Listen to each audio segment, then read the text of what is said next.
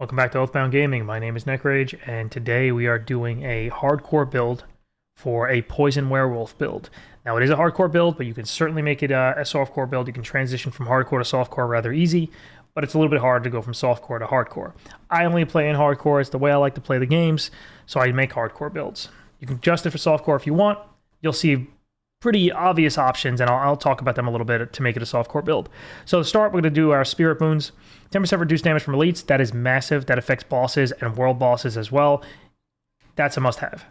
I would highly recommend taking that. 10% maximum life, 10% attack speed, fortify for 10% of maximum life when you use a defensive skill, and we have 2 defensive skills in this build. Critical strikes with shapeshifting heals you for 3% of your maximum life. That's your first place you want to start if you're going to make a softcore build out of it. You adjust those a little bit. You'll notice we have 1 point we haven't spent. That is intentional. We picked up Claw. Use Claw for the increased attack speed and the poisoning. I'd highly recommend the poisoning because during the Paragon tree, you'll see a lot of stuff that benefits fighting poisoned enemies, like do more damage to poisoned enemies, stuff like that. So you do want them to be poisoned before you even get to using your Shred. Moving on over to Shred, we 5 out of 5 this. It's a massive amount of damage. It's a large amount of your damage. That and rabies. So we're going to grab the 30% attack speed, heals you 4% of your maximum life, and we're going to go with the third combo. Is larger and applies a poisoning effect. More poison. Crit chance against close enemies increased by 6%. And then we get movement speed increase. Now, a little something, I just want to stop for a second before I go further. A little something about this build. The werewolf is a little bit scarier to play in hardcore than a werebear. The werebear is tankier, but they're slower, and they don't work on poison builds. They are generally, their kill speed's going to be a little bit slower than a build like this. So if you're into like the a little bit more agile melee type, it's almost like rogue-esque, like a rogue in melee, kind of like the werewolf in melee. It's a little bit similar, a little bit more on the faster, agile side. It works. It can absolutely work in hardcore, but you can be tankier as a werebear. But this is about a werewolf build, right? I do have a werebear build as well coming up on the channel. It's probably already uploaded by the time you view this, so check that out as well if you like to go werebear. But going on with the build, Earthen Bulwark. This is a must-have. It is not optional. I always like telling you guys, like, hey, you could adjust this if you'd like. You don't have to take it. This is something I'm going to have to stay firm on, stay hard on. We need to take Earthen Bulwark. It is very important. Not only because it gives us 45% of our base life as a barrier for 3 seconds. That's amazing. But it is our only form of unstoppable in the tree. That gets us out of stuns, roots, any sort of crowd control effect. And for those of you that don't know, you cannot use a potion while you're crowd controlled. You'll die a lot if you don't have a way to get out of crowd control effects. I stress this. You need to have a way to get out of it. And then, of course, casting Earthen Bulwark, we're going with the 18% Fortify. The other option is a little bit like damage with... it's bad. It's bad. It's not good. You do want to take the 18% base life as Fortify. We do have a fair amount of ways to build up Fortify in this build, and we need to continually supplement that. We want to keep our Fortify high. Our second defensive skill is Bloodhowl. And just jumping back here real quick, when we use defensive skills, we do Fortify for 10% of our maximum life. So we do have a lot of Fortify coming in from this Fortify here, and these 2 defensive abilities as well. That's very, very large amount of Fortify coming in. So that helps us stay alive, right? And then we have ourselves a 20% heal here. When we use it, 15-second cooldown, that's pretty good. Kills reduce the cooldown by 1 second. That's amazing. And we also go with the attack speed increase. The other thing is the 20% spirit. I'd rather go with the attack speed increase because that affects all of your attacks, including your spirit generator. So go with the attack speed increase. These, in hardcore, these are some of the best passives on any board for hardcore. You take 15%, you get 15% resistances against all elements that are going to be thrown at you. So if it's non-physical, you take 15% less damage, essentially. And then, of course, we have 2 defensive skills. So this is amazing. 15% damage reduction for 6 seconds after using a defensive skill. So these 2 skills are going to help us with that as well. Moving on, we do have our rabies, of course, because this is a werewolf poison build. We go with, of course, where we have to. Rabies poison damage also increases over the lifetime of the disease, dealing 30% bonus damage at max duration. And then rabies deals its poisoning damage in 4 seconds instead of 6. So you have your poisons ticking down faster.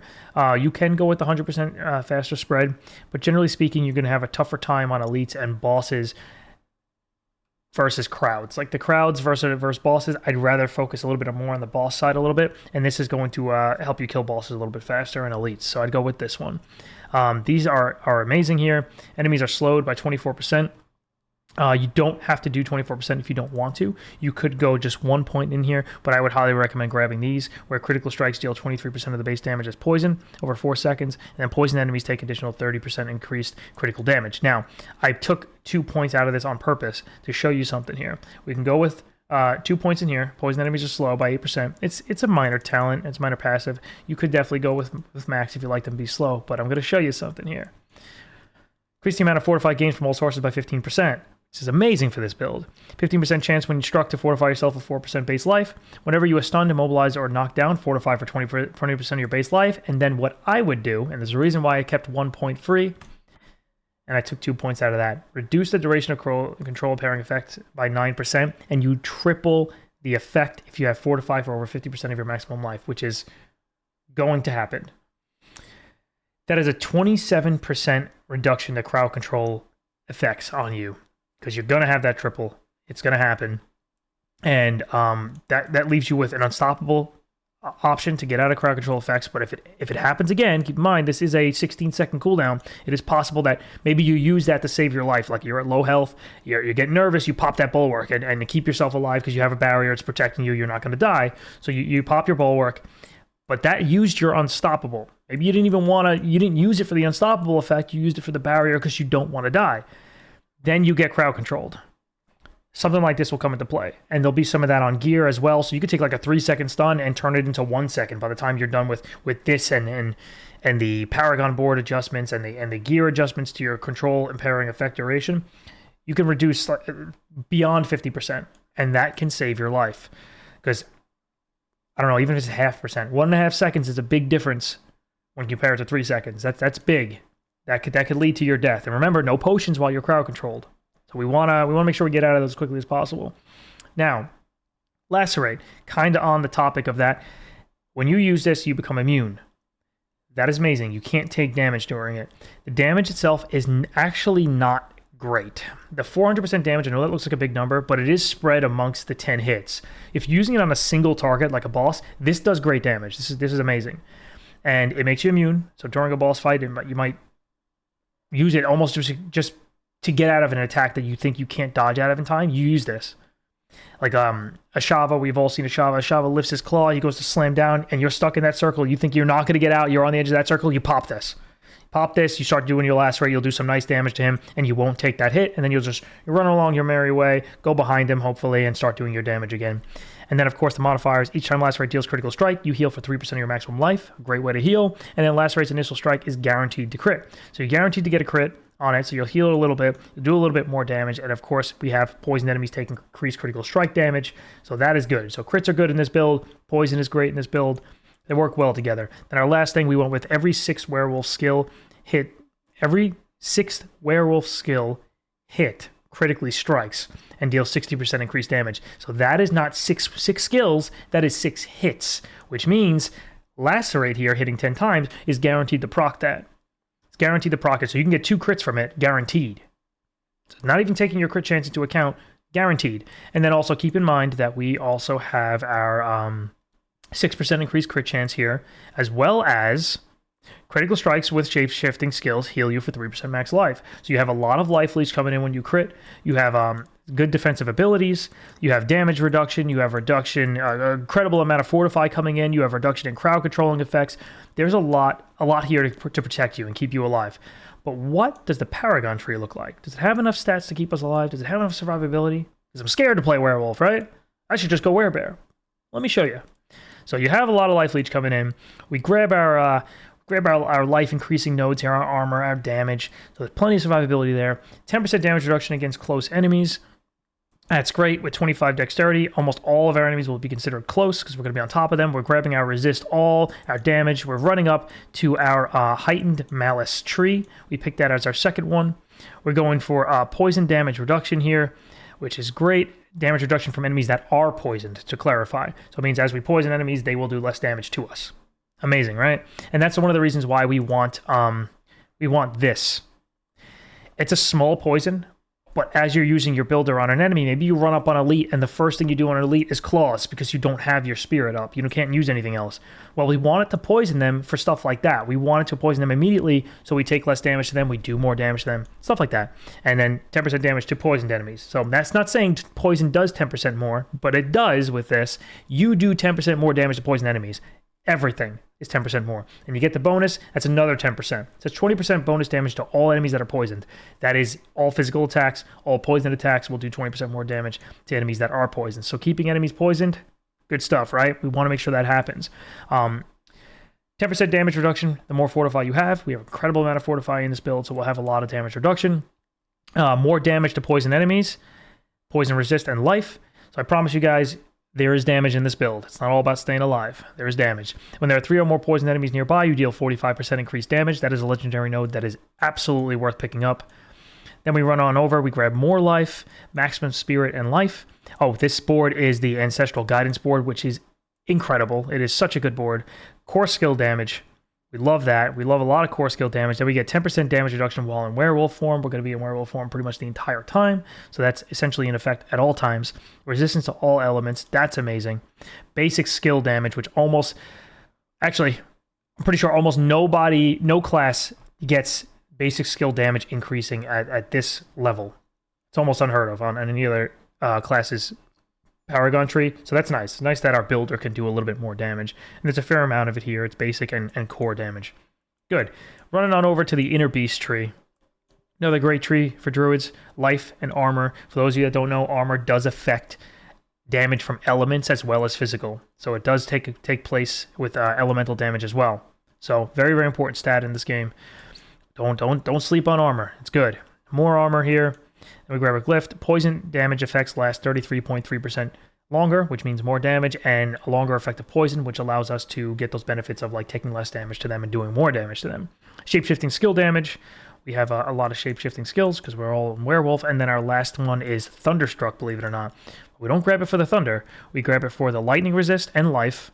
We grab it for the critical strike damage and damage to crowd control enemies. Crit strike damage is good because we do have quite a lot of crits coming out in this build. And then, of course, we end off with life builds, with life nodes. Before we end this build, I want to show you one other thing. There is a way to make this build a little bit different. Maybe you want to get rid of Lacerate. You say, I'm going to get rid of Lacerate. I'm going to get Grizzly Rage. Grizzly Rage, of course, turns you into a werebear, right? You get damage increase, bonus damage, damage reduction.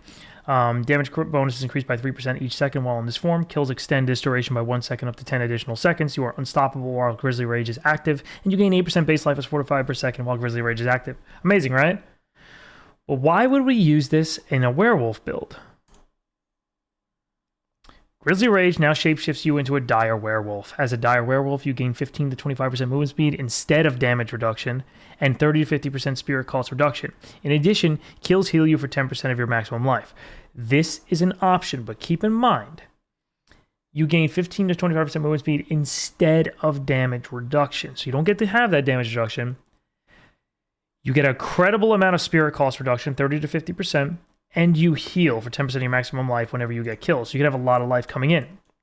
Now that is an option, but instead of the damage reduction, we're getting movement speed. We still get the damage bonus. So you can still use that. And one of the nice things about it is another form of unstoppable. And then, of course, you get a ton of fortify while you use it. It is completely an option. Both of them are options. This is probably a little bit more on the survivability side. However, you do have immunity with Lacerate. So if you use it properly, use it at the right time, it really could save your life, where Grizzly Rage otherwise might have ended with your death if you didn't have the immunity. But you have additional movement speed, so maybe you can use that to get out of an attack. So feel it out. Feel out what you want to do. The other thing to take into account is if you are using Grizzly Rage, you are sacrificing an aspect. So that's something to think about. You are sacrificing an aspect that you otherwise could use for something else. So something to think about. It's not really a right answer. I did want to add this onto the video to talk about that. I did add 2 more aspects that I think are an absolute requirement. The 10 to 15% damage reduction while shapeshifted in a werewolf.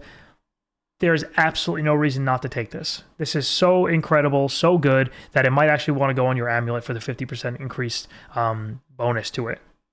And then Blurred Beast. While dashing, Shred seeks out nearby poisoned enemies, instantly dealing 60 to 90% of the poison damage to them. That is very good. You'll do a lot of additional damage with that. A lot of bursty poison damage will be going out if you have this aspect. I definitely recommend that. I recommend these two. This one you got to feel out. You got to decide for yourself what you want to do, what works best for you. This will end up equaling more damage though in the end, by the way, than Lacerate. It really will, because the damage increase is just substantial. Because most of your damage, like Lacerate's a great ability. It's not bad, but most of your damage is going to come from poisoning effects anyway. So if you do a damage increase, that will increase the amount of poison damage you do. Taking a look at the stats at the end, we get a whopping 58% life bonus from our Paragon tree. We made sure to pick up a lot of the life nodes. We have a really nice amount of armor. Usually you get about 1,000 max, and that's if you're seeking it out in the Paragon tree. So that's incredible. Resist all 34.45%, a good lightning and poison resist. This is a really nice build to go into hardcore with. And like I said, this build has a little bit of customization options even for hardcore, so don't feel like you have to follow exactly what I did. You definitely don't have to. If you have any questions, concerns, you run it a little bit differently, let me know. Always happy to talk builds, always happy to talk Diablo IV, anything. I hope to catch you guys on stream at some point when we're going over builds. And you can always welcome to join the guild as well. There'll be a link down there. You can always hop in the Discord and talk to us and join us for some Diablo IV hardcore fun if you're looking for a group to roll with. So thank you so much for watching. I'll catch you guys in the next video. Later, and throw me a sub. Later.